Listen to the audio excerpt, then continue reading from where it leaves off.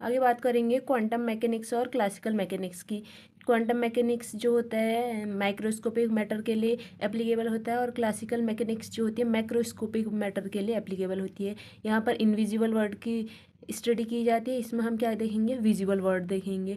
यहाँ पर 6 postulate use होते हैं जो कि still unproven and no longer questions हैं।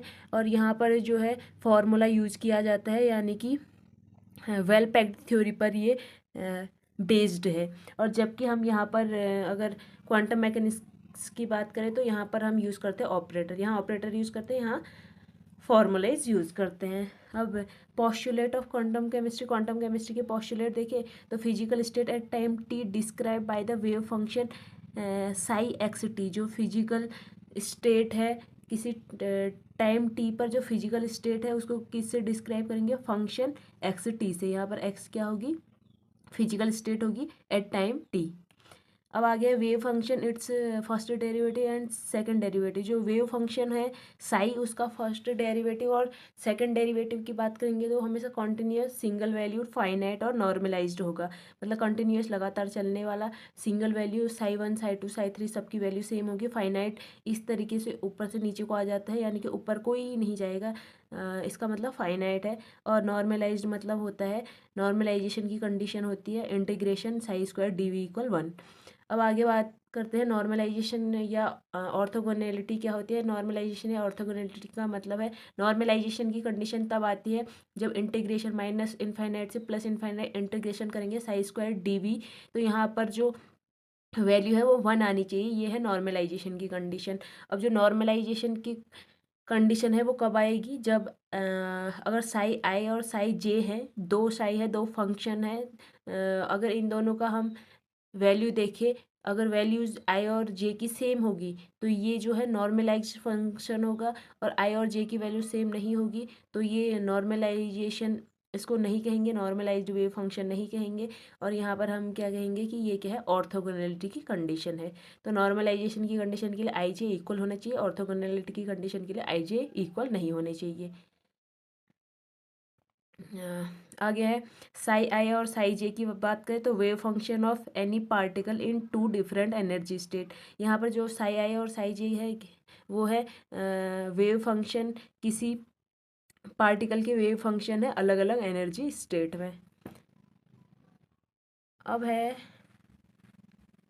Probability to finding the electron in whole space is 1। हमेशा पूरे स्पेस में अगर बात की जाए तो जो इलेक्ट्रॉन के मिलने की प्रोबेबिलिटी होती है वो 1 के इक्वल होती है। और नॉर्मलिटी भी, हम नॉर्मलाइजेशन भी यही कहता है कि जो साई स्क्वायर मतलब इलेक्ट्रॉन के मिलने की प्रोबेबिलिटी वो हमेशा क्या रहती है, 1 रहती है। अब आगे बात करेंगे different type of operator in quantum chemistry. Quantum chemistry के अलग अलग ऑपरेटर। क्वांटम केमिस्ट्री के पहला ऑपरेटर है पोजीशन। पोजीशन का ऑपरेटर हम X dash Y dash Z dash लेते हैं। यहाँ पर एक्स एक्सिस में बात करेंगे तो एक्स डैश लेंगे, वाई एक्सिस में वाई डैश लेंगे, जेड एक्सिस में जेड डैश लेंगे। मतलब ये ऑपरेटर का साइन है, इसको इस तरीके से लगाते हैं एक्स के ऊपर। अब यहाँ पर ऑपरेशन की बात करें तो इसको हम मल्टीप्लिकेशन करेंगे साई के साथ। यहाँ पर वेव फंक्शन के साथ इसको मल्टीप्लाई करना पड़ेगा, जैसे X wave function, Y wave function, Z wave function. मतलब वेव फंक्शन के साथ इसको क्या किया है, एक्स वाई जेड ऑपरेटर को मल्टीप्लाई किया है। आगे square of position, square of position की बात करें, X square Y square Z square अगर पोजीशन है तो इसके operator X square operator, Y square operator और जेड स्क्वायर ऑपरेटर होंगे। ऑपरेशन की बात करें तो ऑपरेशन यहाँ पे मल्टीप्लिकेशन ही होता है, यानी कि इसको साई के साथ मल्टीप्लाई करेंगे। अगर मोमेंटम की बात करें, momentum P X P Y P Z होता है और मोमेंटम का operator minus iota H cut होता है, minus iota H cut D upon D X होता है। ये है मोमेंटम का ऑपरेटर। ये एक्स एक्सिस के लिए, वाई एक्सिस के लिए देखेंगे minus iota H cut D upon D Y, फिर जेड के लिए minus iota H cut D upon D Z. यहाँ पर अगर बात करें ऑपरेशन की, तो ऑपरेशन क्या होगा, देखो साई के लिए अगर हम यहाँ पर साई लगाएंगे तो साई, पहले साई का हम क्या लेंगे, डेरिवेशन लेंगे, first derivative D upon D x first derivative होता है। इधर साई लगाएंगे तो फर्स्ट डेरिवेटिव ऑफ साई लेंगे, देन मल्टीप्लाई करेंगे किसके साथ, आयोटा एच कट के साथ। आगे स्क्वायर ऑफ मोमेंटम, मोमेंटम का स्क्वायर लेंगे तो ये तो मोमेंटम का केस है, मोमेंटम का स्क्वायर लेंगे तो इसका स्क्वायर लेना पड़ेगा, और इसका स्क्वायर लेंगे तो आयोटा की वैल्यू होती है √-1। अब इसका स्क्वायर लेंगे तो क्या आएगा, माइनस इसका ओवरऑल जो स्क्वायर है -1 आएगा, -1 +1 हो जाएगा, और यहाँ पर ही वैल्यू क्या आ जाएगी, +1 आ जाएगी। अब +1 वैल्यू आयोटा की +1 वैल्यू आएगी तो आयोटा की जगह 1 रख देंगे। और आगे बात करेंगे एच कट की, तो एच कट ये माइनस आगे है ही, ये जो आयोटा माइनस माइनस ही रहेगा। यहाँ पर ध्यान देना, इतने की वैल्यू क्या आई है, +1 आई है, तो माइनस आगे ही रहेगा और एच कट स्क्वायर आ जाएगा, क्योंकि मोमेंटम का स्क्वायर है तो आयोटा का स्क्वायर ले लेंगे, एच कट का स्क्वायर d² / dx²। आयोटा का स्क्वायर 1 वैल्यू आ गई, माइनस एच कट स्क्वायर और d² / dx² ये रहेगा। तो ये मोमेंटम का केस रहेगा। dx के लिए है, dy के लिए इसी तरह से ले सकते हैं और dz के लिए भी ले सकते हैं। अब यहाँ पर अगर ऑपरेशन की बात करेंगे तो ऑपरेशन क्या होगा, पहले डबल डेरिवेटिव लेना पड़ेगा साई का, double derivative with respect to x, और उसके बाद उसको एच कट स्क्वायर से मल्टीप्लाई करेंगे। अब एच कट की अगर वैल्यू देखें तो एच कट की वैल्यू होती है h/2π। एच कट की जगह आप h/2π भी रख सकते हैं। आगे बात करेंगे काइनेटिक एनर्जी की, तो काइनेटिक एनर्जी इक्वल p²/2m होता है। ये ke = 12 mv² से ये फॉर्मूला आ जाएगा। अगर आप इसको मॉडिफाइड करेंगे तो p²/2m यहाँ पर आ जाती है वैल्यू। p²/2m, तो p क्या है, मोमेंटम है, तो मोमेंटम का स्क्वायर लेना है। मोमेंटम के स्क्वायर का जो ऑपरेटर है वो लेंगे। काइनेटिक एनर्जी के ऑपरेटर लेने के लिए हम मोमेंटम के स्क्वायर का ऑपरेटर लेंगे, उसको 2m से डिवाइड कर देंगे। अब हमें पता है कि मोमेंटम का ऑपरेटर क्या है, -h का d²/dx², y² या z², कुछ भी हो सकता है। तो इसको क्या करेंगे, डिवाइड करेंगे अपॉन 2m, तो यहाँ से काइनेटिक एनर्जी का ऑपरेटर भी निकल जाएगा। आगे पोटेंशियल एनर्जी का ऑपरेटर, पोटेंशियल एनर्जी के ऑपरेटर की बात करें तो पोटेंशियल एनर्जी को v ऑपरेटर से रिप्रेजेंट करते हैं। अगर x y z एक्सिस के रिस्पेक्ट में बात करें तो vx vy vz ऑपरेटर होगा। अब ऊपर इसमें मल्टीप्ली ऑपरेशन की बात करेंगे तो डबल डेरिवेटिव ऑफ साई लेंगे और मल्टीप्लाई विथ h²/2m, एंड यहाँ ऑपरेशन की बात करेंगे तो साई को इनके साथ मल्टीप्लाई कर देंगे, तो मल्टीप्लिकेशन ही क्या रहेगा, ऑपरेशन रहेगा।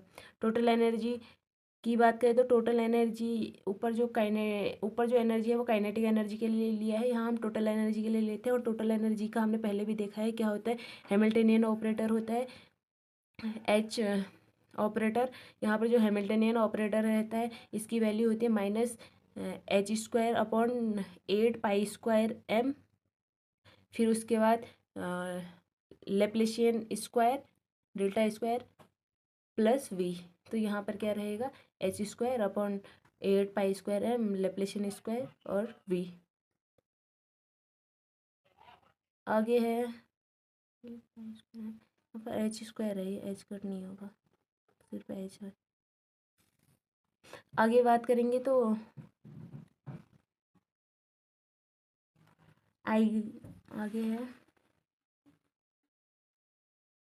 आगे eigen value equation. Eigen value की इक्वेशन क्या होती है, किसी फंक्शन पर अगर हम ऑपरेटर यूज़ करते हैं, ध्यान से सुनना, किसी फंक्शन पर अगर ऑपरेटर यूज़ करते हैं और हमें सेम फंक्शन मिल जाता है विद कांस्टेंट, तो इसको कहते हैं आइगन इक्वेशन।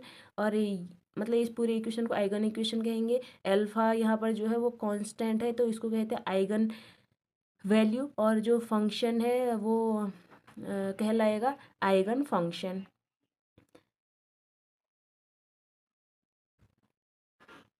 यहाँ पर होता क्या है इस कंडीशन में, after use operator same function observe with a constant. Operator use करने के बाद सेम फंक्शन मिलेगा विद कांस्टेंट, तभी आइगन वैल्यू होगी। अगर कांस्टेंट इधर पर नहीं है, इधर पर कोई वेरिएबल आ जाता है, तो इस केस में आप इसको आइगन इक्वेशन नहीं कहेंगे। आगे basic characteristic of operator. Operator के बेसिक कैरेक्टरिस्टिक की बात करें तो जो ऑपरेटर होता है डायरेक्शनल इन नेचर होता है, और ऑपरेटर हमेशा क्या होता है, left of function. Direction in nature होता है, अगर फिक्स डायरेक्शन में आप इसको लगाएंगे तभी ये एप्लीकेबल होगा। अगर लेफ़्ट का राइट, राइट का लेफ़्ट कर देते हो तो इस केस में एप्लीकेबल नहीं होगा। तो डायरेक्शनल इन नेचर होता है, और ये जो होता है लेफ़्ट में एप्लीकेबल होता है, किसके फंक्शनल ग्रुप के लेफ़्ट में प्रेजेंट होना चाहिए। आगे बात करें, पहला कैरेक्टरिस्टिक हो गया। सेकंड कैरेक्टरिस्टिक की बात करें nth power of operator, operator की अगर nth पावर की बात करें तो operator operate n time on the function. अगर ऑपरेटर की nth पावर है, इसका मतलब है कि ऑपरेटर को हमने n टाइम यूज़ करना है किसी फंक्शन पर। आगे ए और बी अगर है हमारे, और ए और बी जो है बी और ए के इक्वल है, तो हम कहेंगे कि ये जो ऑपरेटर है ये कम्यूट है, यानी कि ए और बी एक दूसरे के कम्यूट है। और अगर ये इक्वल नहीं होंगे तो हम कहेंगे कि ये दोनों एक दूसरे के कम्यूट नहीं है। आगे है most of operator used in quantum chemistry are linear in nature.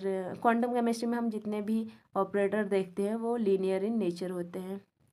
आगे ऑपरेटर, लीनियर ऑपरेटर कौन कौन से, इंटीग्रेशन डिफरेंशिएशन लीनियर ऑपरेटर में आते हैं। और अगर नॉन लीनियर ऑपरेटर की बात करें तो स्क्वायर और स्क्वायर रूट जो है नॉन लीनियर ऑपरेटर में आते हैं।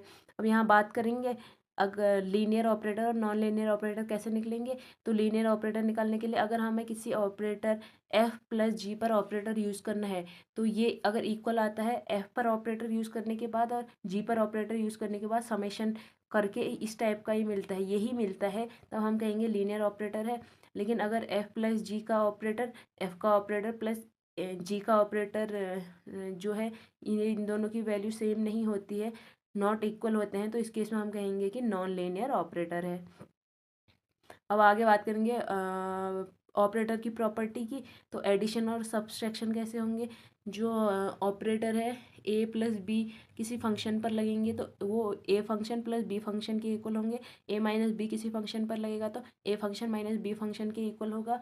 और मल्टीप्लिकेशन की अगर बात करें तो यहाँ पर जो मल्टीप्लिकेशन होता है, पहले एफ हमारे पास फंक्शन है और बी और ए ऑपरेटर है, तो पहले बी एफ सॉल्व करेंगे, फिर उसके बाद जो फंक्शन आएगा उस पर ए ऑपरेटर अप्लाई करेंगे। आगे कम्यूटेटर एंड कम्यूटेशन। कम्यूटेटर और कम्यूटेशन की अगर हम बात करें तो ए बी साई अगर है, यानी कि ए और बी ऑपरेटर है जहाँ साई फंक्शन हो गया, ये अगर लगाया जाता है और यहाँ पर ए B psi B A psi के इक्वल होता है, तो हम इसको कहते हैं कि ए बी जो है आपस में कम्यूट है। और ए बी साई जो है बी ए साई के इक्वल नहीं होता है, तो हम कहेंगे ए और बी कम्यूट नहीं है। तो इस केस में अगर ये कम्यूट होते हैं तो A operator A operator B psi B operator A psi के इक्वल होंगे। यहाँ हम इसको ऐसे भी लिख सकते हैं, इसको इधर ले आएंगे तो ज़ीरो के इक्वल होगा। A B psi minus B A psi zero के इक्वल होगा। और यहाँ पर हम क्या लिख सकते हैं, साई को बाहर कर देंगे तो ए बी माइनस बी ए जो साई है वो ज़ीरो के इक्वल होगा। और यहाँ इसको ए कॉमा बी से रिप्रेजेंट करते हैं। ए कॉमा बी का मतलब होता है ए बी माइनस बी ए, जो कि किसके इक्वल होगा, ज़ीरो के इक्वल होगा। तो ए कॉमा बी साई किसके इक्वल होगा, ज़ीरो के।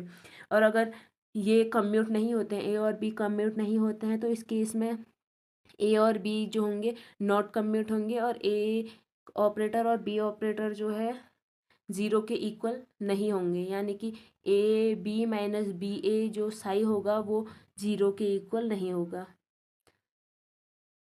अब एग्जाम्पल है जैसे एक्स और पी एक्स है, एक्स और पी एक्स को अगर आप सॉल्व करेंगे तो ये आयोटा एच कट के इक्वल आया है, आयोटा एच कट के इक्वल आया है। तो इसका मतलब ये है कि ये जो है ये दोनों कम्यूट नहीं है, क्योंकि ये वैल्यू ज़ीरो के इक्वल नहीं आई है। तो यहाँ पर x P x minus P x x जो साई होगा वो आयोटा एच कट के इक्वल होगा। और यहाँ पर रूल ये होता है कि अगर ए बी साई जेड के इक्वल आ रहा है तो बी ए साइड जो होगा माइनस जेड के इक्वल आएगा। तो P x Z iota H cut के इक्वल आ रहा है, तो अगर पी एक्स को आगे और एक्स को पीछे करेंगे तो पी एक्स और एक्स जो होगा वो माइनस आयोटा एच कट के इक्वल आएगा। यहाँ पर प्लस का माइनस हो जाएगा, साइन चेंज हो जाएगा। आगे है Hermitian adjoint and dagger. Hermitian adjoint क्या क्या होते हैं। हर्मिशियन एडजॉइंट को हम इस तरीके से रिप्रेजेंट करते हैं ए प्लस से। हर्मिशियन एडजॉइंट की बात करें तो ए प्लस इक्वल ए कॉन्जुगेट या ए एस्ट्रिक और टी। यहाँ पर ये भी इक्वल होता है ए टी और बोथ का कॉन्जुगेशन के।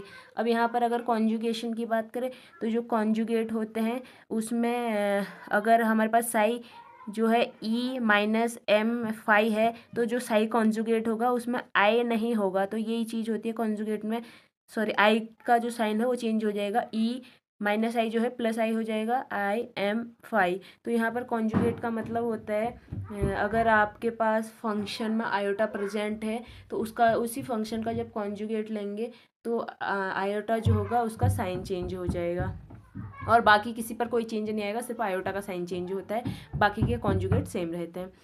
ट्रांसपोज की बात करें तो ट्रांसपोज में रो को कॉलम में चेंज कर दिया जाता है और कॉलम को रो में चेंज कर दिया जाता है। जैसे यहाँ पर रो है 2 और 3 तो यहाँ पर कॉलम हो जाएगा 2 और 3, इसका अगर ट्रांसपोज करेंगे, और रो है 0 और 1 तो यहाँ पर कॉलम हो जाएगा 0 और 1, तो यहाँ पर रो को कॉलम में चेंज कर दिया जाता है ट्रांसपोज के दौरान। तो अगर कॉन्जुगेशन और पहले कॉन्जुगेशन यूज़ करेंगे फिर ट्रांसपोज यूज़ करेंगे तो यहाँ पर जो वैल्यू है ए प्लस जो मिलेगी वो पहले ए पर ट्रांसपोज यूज़ करने के बाद और बाद में कॉन्जुगेट यूज़ करने के बाद जो वैल्यू मिलेगी उन दोनों के बराबर होंगी, तो इसको कहते हैं डेगर।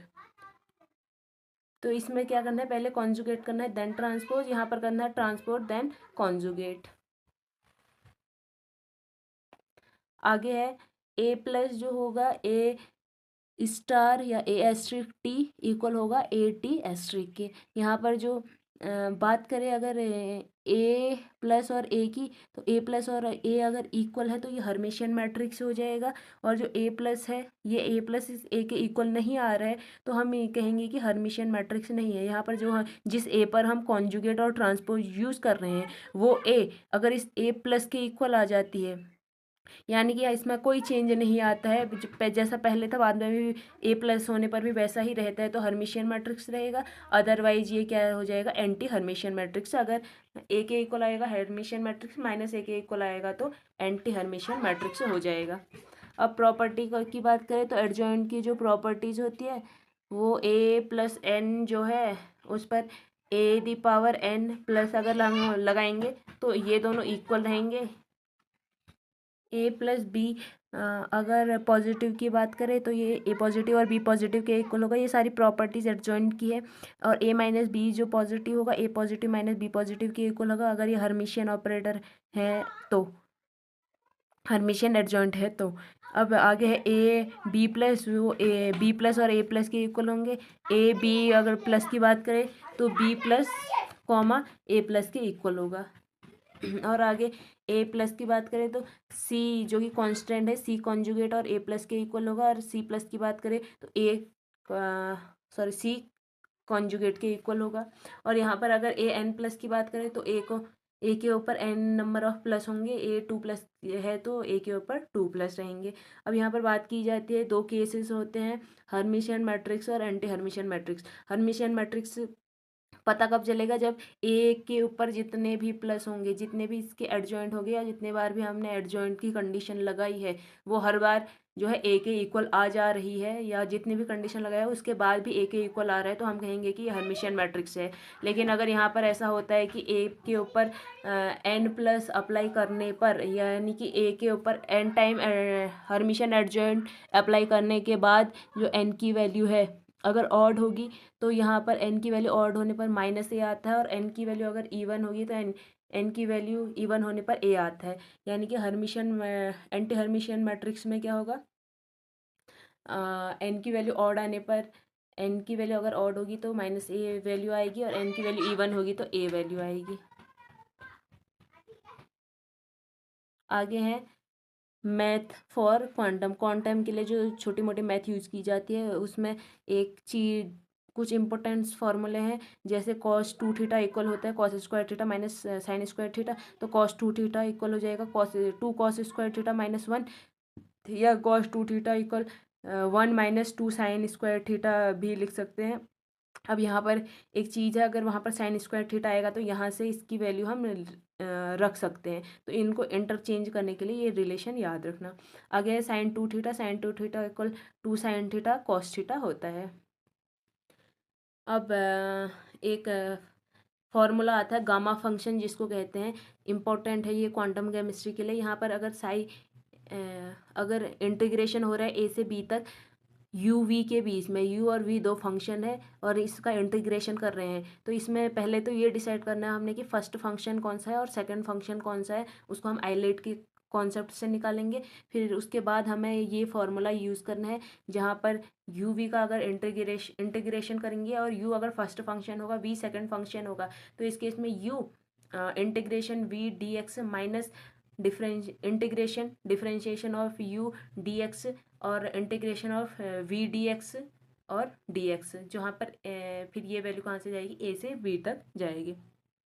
अब अगर इधर बात करें तो फर्स्ट और सेकंड कैसे डिसाइड करेंगे, इसको आइलेट कॉन्सेप्ट से डिसाइड करते हैं। आइलेट मतलब ILATE में जो आगे है वो क्या होंगे, फर्स्ट फंक्शन माने जाएंगे, जो पीछे है वो सेकंड फंक्शन माने जाएंगे। तो फर्स्ट और आगे और पीछे कौन है, आगे ILATE ये सीक्वेंस है। आई फॉर इन्वर्जन, अगर इन्वर्स कोई इन्वर्स यहाँ पर वैल्यूज़ हैं, जैसे E-x या x-2, इस तरीके से कोई वैल्यू है इन्वर्स वाली वैल्यू, तो उसको पहले लेंगे। फिर उसके बाद लॉग है, L for log, A for algebraic, T for trigonometry और E फॉर एक्सपोनेंशियल। अगर एक्सपोनेंशियल की वैल्यू आती है तो वो लास्ट में रहेगी और इन्वर्स वाली वैल्यू फर्स्ट में रहेगी। इस तरीके से इस सीक्वेंस में हमने फर्स्ट और सेकंड वैल्यू को क्या करना है, डिसाइड करना है। फार्मूला यही रहेगा, u integration of v d x, फिर minus integration and differentiation of u integration of v d x, फिर इस इन बोथ का क्या करना है, इंटीग्रेशन लेना है और ए से बी क्या रहेगी, लिमिट रहेगी। अब यहाँ पर गामा फंक्शन जो है उसका फॉर्मूला है, गामा फंक्शन का फॉर्मूला है, गामा फंक्शन n जो है इक्वल रहेगा n-1 फैक्टोरियल की। गामा फंक्शन अगर n है तो ये किसके इक्वल होता है, n-1 फैक्टोरियल के। अगर यहाँ पर 1/2 है तो ये पाई फैक्टोरियल के इक्वल रहेगा, और 3/2 है तो 1/2 फैक्टोरियल के, और 5/2 है तो पहले 3/2 फिर 1/2 फिर फैक्टोरियल अंडर रूट पाई के इक्वल रहेगा। ये फैक्टोरियल है, ये अंडर रूट है, sorry, half factorial under root pi के इक्वल होगा। अब आगे है, अगर इस तरीके का फॉर्मूला होगा, 0 से इन्फिनिटी अगर लिमिट होगी और इंटीग्रेशन होगा xn(e-ax dx), तो इस कंडीशन में हमें ये पूरी वैल्यू निकालने के लिए फार्मूला यूज कर सकते हैं, जिसकी जो फार्मूला है गामा फंक्शन n+1/a⁴n+1, इसके लिए यूज़ करेंगे गामा फंक्शन n+1 ये n है और ये a है। ये तभी यूज होगा जब इस तरह की कंडीशन होगी। एक दूसरा फार्मूला भी आता है दूसरी कंडीशन के लिए, अगर माइनस इन्फिनिटी से प्लस इन्फिनिटी होगी और यहाँ पर x⁴n और e⁻−ax² है, ये कंडीशन अगर आती है तो इस केस में जो n है वो अगर ऑड होगा, यहाँ पर ध्यान देना, n अगर ऑड होगा तो इस पूरे की वैल्यू 0 के इक्वल आएगी। n ऑड होगा तो ये पूरा किसके इक्वल आएगा, 0। और n अगर इवन होगा, n अगर इवन होगा तो इसकी वैल्यू आती है फिर गामा फंक्शन n +1/2 और अपॉन a⁴n+1/2। तो इसका n की वैल्यू इवन होने पर गामा फंक्शन n+1/2 और अपॉन a⁴n+1/2। यहाँ पर आ गया है हर्मिशियन मैट्रिक्स।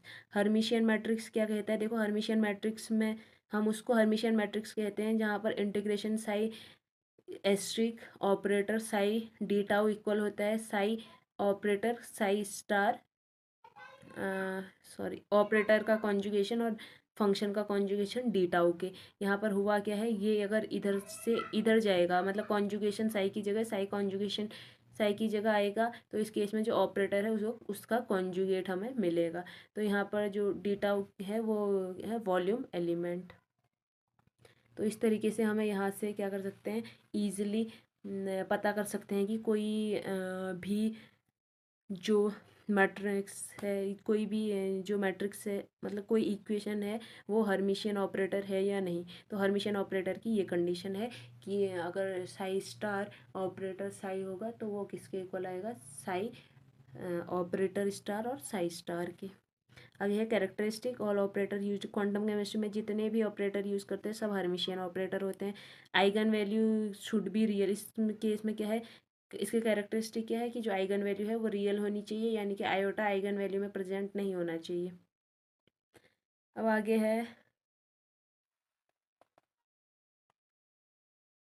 है total angular momentum. Total angular momentum L किसके इक्वल होता है, LX + LY + LZ, यानी कि टोटल एंगुलर एल जो होगा एक्स एक्सिस में जो एंगुलर मोमेंटम होगा, वाई एक्सिस में एंगुलर मोमेंटम, जेड एक्सिस में एंगुलर मोमेंटम, इन सब के समेशन के इक्वल होगा।